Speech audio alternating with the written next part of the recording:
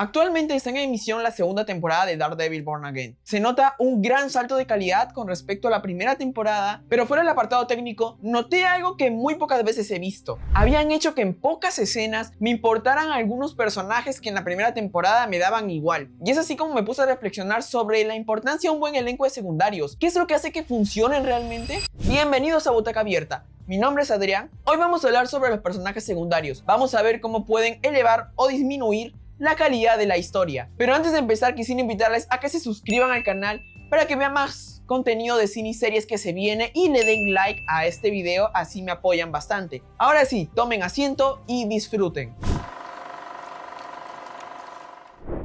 ¿Qué es un personaje secundario?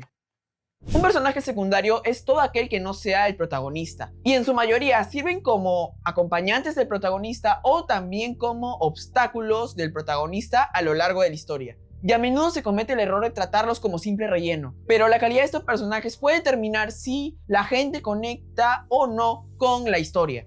Entonces, ¿qué es un gran personaje secundario? Empecemos por lo básico. Sabemos que acompañan o se oponen al protagonista, y al tener menos peso sobre la narrativa, muchas veces pueden darse el lujo de ser más excéntricos o relajados. Pero el error más grande que pueden cometer con los personajes secundarios es hacer los personajes satélites. ¿Qué es un personaje satélite? Un personaje satélite es aquel personaje que solo existe a raíz del protagonista o en base a lo que el protagonista necesita o el antagonista también. Y es que un buen secundario necesita existir mucho más allá de solo el personaje protagonista o el villano. Necesita su propia razón de ser, motivaciones, aspiraciones, objetivos bien marcados y una identidad bien definida. Y ojo, no necesitamos saber absolutamente todo este personaje para encariñarnos con él o quererlo, pero lo que sí debemos sentir de que es un ente independiente en todo el universo narrativo. O sea que básicamente es una persona que existe y vive ahí, que es una persona real dentro de lo que cabe. Para que realmente funcionen estos personajes y no se sientan repetitivos, cada personaje secundario debe sentirse único y de preferencia diferenciarse del protagonista, ya que al tener características distintas o formas distintas de ver el mundo, inevitablemente va a chocar con otros personajes. Y esa diferencia de perspectivas puede crear conflictos muy interesantes en la historia y elevar la calidad. Y al mismo tiempo también puede hacer que este personaje secundario se complemente con el personaje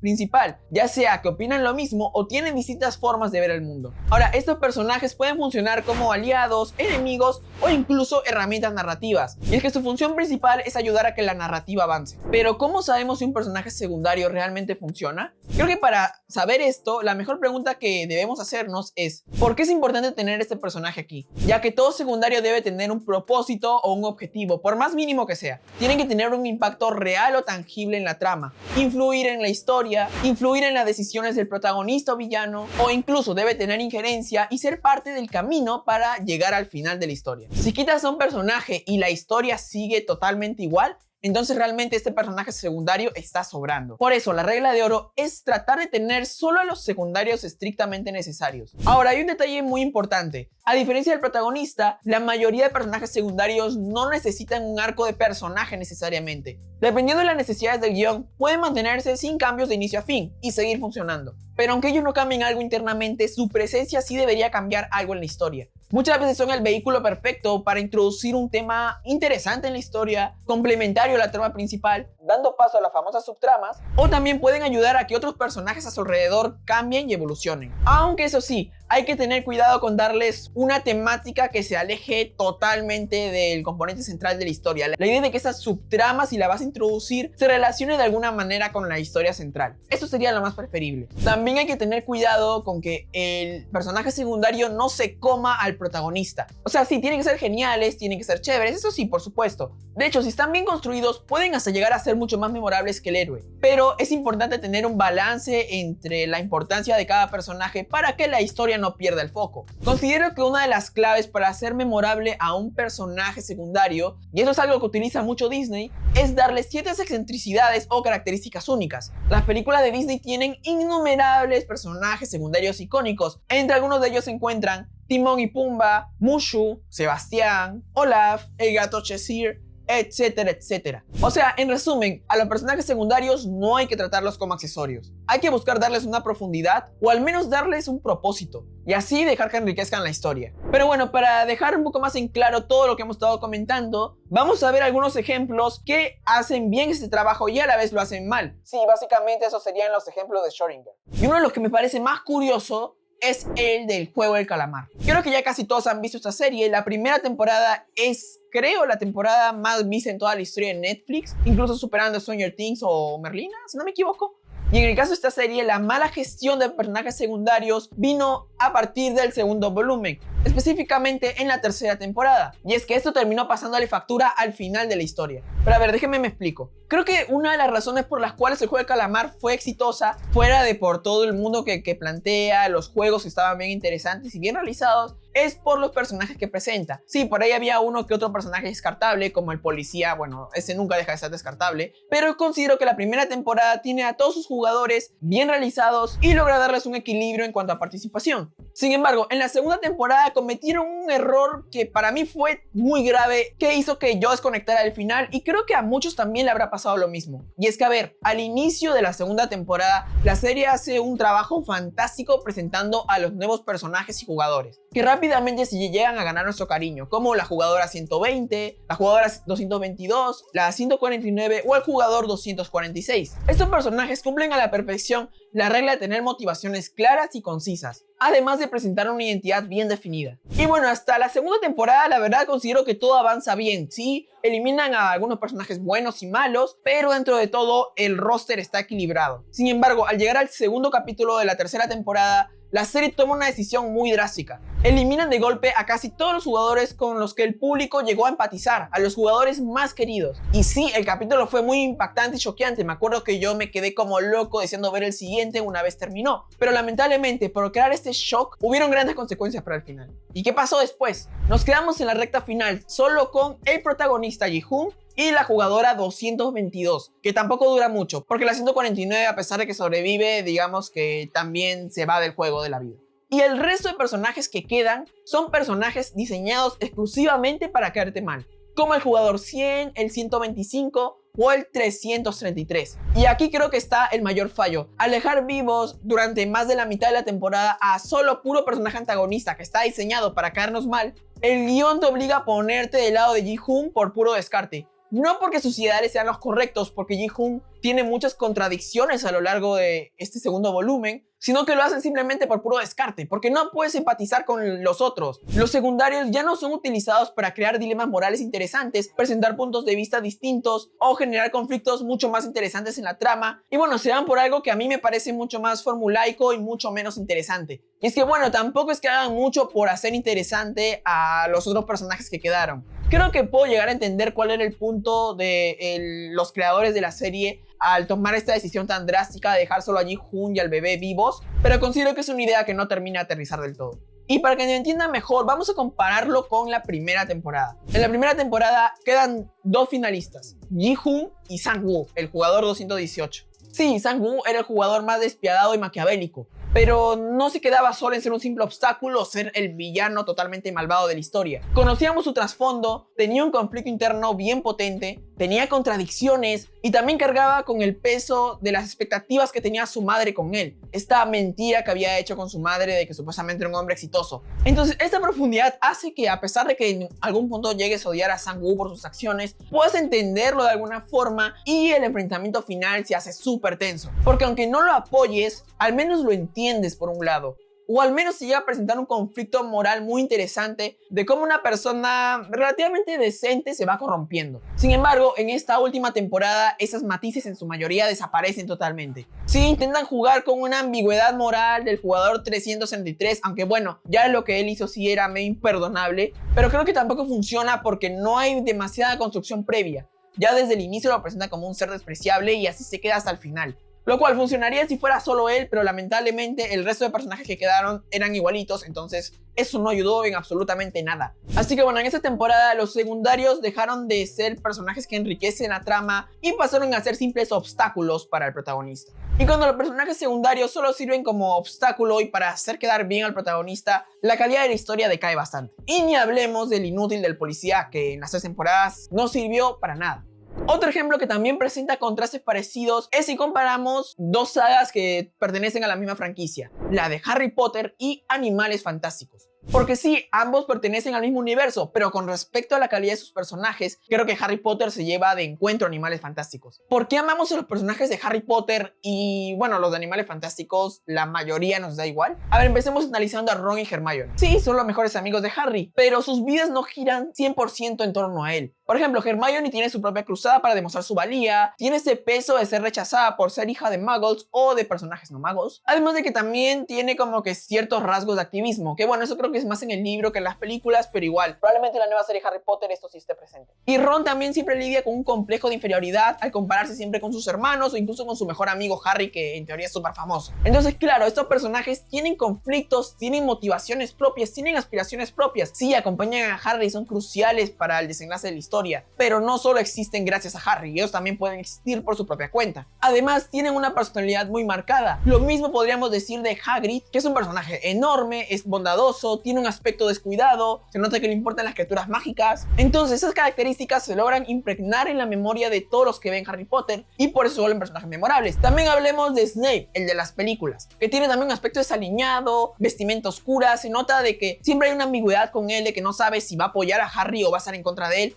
y eso lo hace súper interesante. Y bueno, debido a su desarrollo también se convirtió en uno de los personajes más queridos de todo Harry Potter. Neville Longbottom también empieza siendo una contraparte a Harry Potter. Es torpe, es asustadizo, no tiene confianza en sí mismo. Pero esa diferencia es vital, ya que su desarrollo de personaje es que va adquiriendo valor a lo largo de la historia para al final ser el que destruye el último Horcrux y permitiendo que Harry le gane a Voldemort. Lo cual básicamente demuestra de que Neville tuvo una injerencia absoluta en cómo termina la historia. Por lo que a pesar de que Neville no sea el protagonista, su impacto sí llega a ser muy fuerte. Por el contrario, a ver, miremos las películas de Animales Fantásticos, sobre todo Crímenes de Grindelwald y Los Secretos de Dumbledore.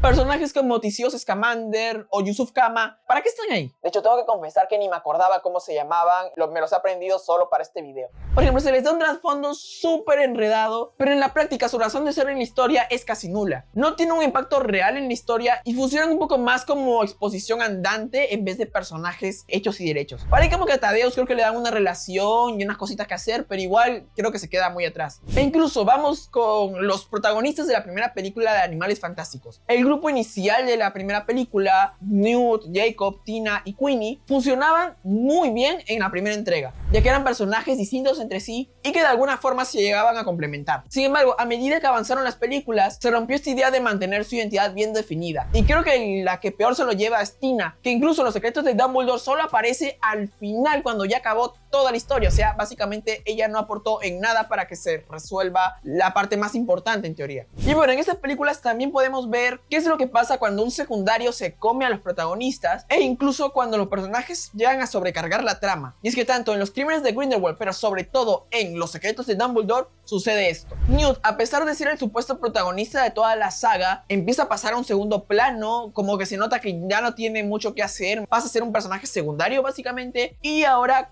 Dumbledore y Grindelwald toman como protagonismo. Jude Law me parece un gran Dumbledore, pero me parece que Eddie Redmayne tenía mucho carisma como Newt y no se aprovechó del todo su personaje, y eso que era el protagonista. Siento que si ya habían empezado con Newt, debieron continuar con él. Dumbledore se come el protagonismo de Newt y Newt pasa a ser un secundario en su propia historia. Y además también hay tantos personajes secundarios como Lethal Strange, Nagini, el hermano de Dumbledore o Eulalie Hicks, intentando tener su propio mini arco, que también contribuyen a quitarle peso a Newt Scamander, y muchos personajes la verdad sobran, no me acuerdo exactamente quiénes eran. Así que esto hace que la historia se sature de temáticas que desvían la atención de lo que realmente debería importar, haciendo que al final de la película te puedas preguntar, ¿de qué iban Animales Fantásticos realmente? Los secundarios de Harry Potter son memorables porque funcionan de forma independiente, impactan en la historia y mantienen su esencia o presentan un arco de evolución marcado durante toda la historia. Mientras que los secundarios de Animales Fantásticos, muchos fueron olvidados y en muchos casos solo terminaron siendo peones de una trama que solo busca avanzar a la fuerza. Y bueno, otro ejemplo de una serie que ha abusado con sus personajes secundarios, a pesar de que a diferencia de Animales Fantásticos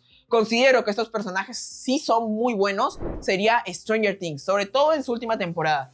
Y es que sí, los personajes de Stranger Things son súper memorables, los quieres a todos, son muy buenos, también construidos. El problema es que ya son demasiados para la última temporada. Y a pesar de que tratan de darles su momento a todos, son tantos que es bien complicado hacerlo y considero que la serie no lo logra del todo. Ya que bueno, a tantos personajes inevitablemente te vas a olvidar de algunos, sobre todo porque Stranger Things se toma demasiado tiempo en contar su historia. Desde la segunda temporada Mike queda relegado totalmente, pasa de ser el protagonista del grupo de niños a uno más del grupo, adquiere un rol secundario. Jonathan, lo mismo, de lo que era bien interesante en la primera temporada, se va desinflando bastante conforme pasan las temporadas, sobre todo a partir de la temporada 3. O también tenemos a Hopper, que a partir de la temporada 4 va perdiendo fuerza, y eso que era uno de mis personajes favoritos. Y bueno, esto nos demuestra que a veces menos es más, y yo la verdad valoro bastante cuando una serie o película no tiene miedo alguno de poner en peligro a sus personajes. Y creo que eso es algo que esta serie no ha hecho del todo. Considero que la temporada 4 es la mejor porque es en la que más se siente el peligro rondando alrededor. Pero sí creo de que no deberían temblarles la mano y deshacerse de personajes, sobre todo si ya no tienen mucha utilidad o ya cumplieron con su propósito en la historia. Tanto así que incluso la muerte de un personaje puede aportar mucho más a cómo se desarrolla la historia. O sea, puede beneficiarles. Y lamentablemente es una lección que Stranger Things no llegó a aplicar del todo. Y solo se atrevieron a matar puros personajes nuevos que introducían en cada temporada. Pero vamos a cerrar ampliando un poco el mismo ejemplo con el que abrí el video. Y es que esta me parece la mayor demostración de que incluso si la llegas a malograr con la presentación de los personajes secundarios, puede ser que en un inicio no te termines de encariñar del todo con ellos, no estás perdido del todo, hay esperanza, puedes salvar aún estos personajes. Solo es cuestión de darles un poco más de profundidad. Y es que uno de los mayores errores de los secundarios introducidos en la primera temporada de Daredevil Born Again es que eran personajes totalmente satélites a Matt y Wilson Fisk.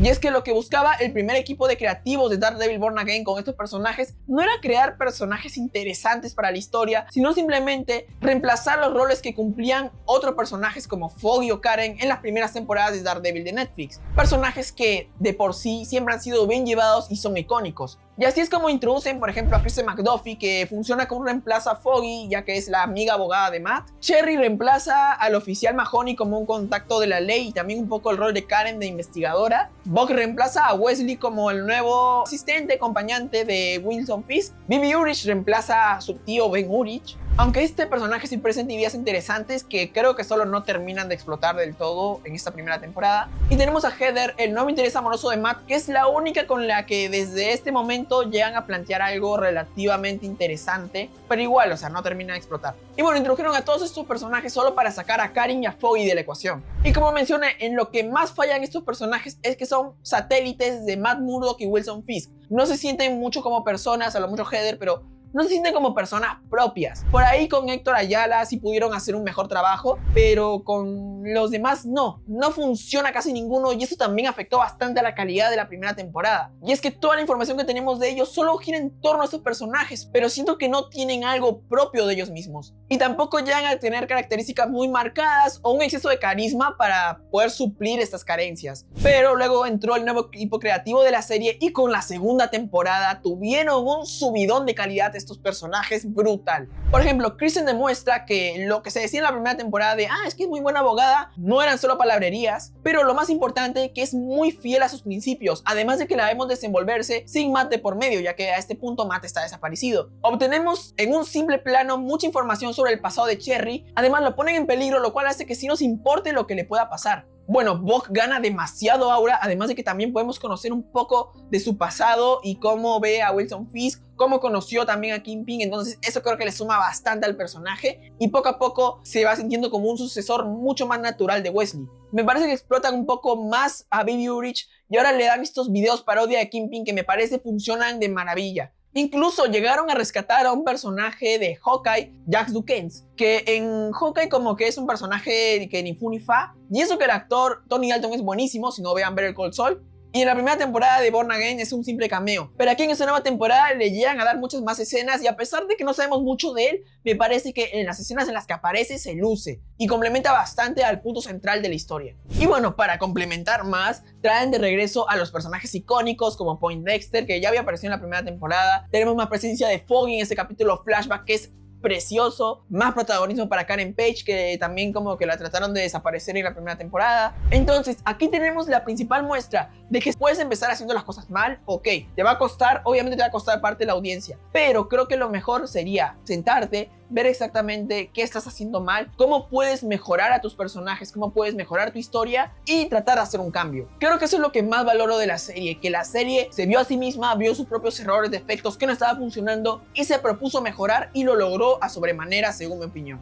Y es que ahora se nota que estos personajes ya no existen solo para los protagonistas, sino que son independientes y hace que ese universo callejero de Marvel sea mucho más interesante. Entonces espero que hayan podido ver la importancia de los personajes secundarios, cómo usarlos de buena o mala manera, y que vean de qué formas pueden ayudar a la historia o incluso perjudicarla. Lo importante para tener unos buenos personajes secundarios es que aporten a la historia, que no sean solo relleno, que puedan existir por su cuenta, ya sea por las acciones que realicen o por alguna cualidad física o característica muy marcada, como los secundarios de Disney que también mencioné que eran súper icónicos, a pesar de que incluso algunos no es como que tengan mucha importancia. Y es que un buen elenco de secundarios y bien medido puede fortalecer bastante la historia. Y bueno, si quieren ver más videos hablando sobre otros ejemplos de personajes secundarios icónicos o sobre algún otro tema en específico relacionado al mundo del cine y las series, déjenlo en los comentarios y los estaré tomando en cuenta para los próximos videos. Suscríbanse a Butaca Abierta para que no se pierdan más videos como este. Denle like al video, así me ayudan bastante. Síganos en nuestras redes sociales, los links estarán abajo en la descripción. Esto es Butaca Abierta y nos vemos en la siguiente función.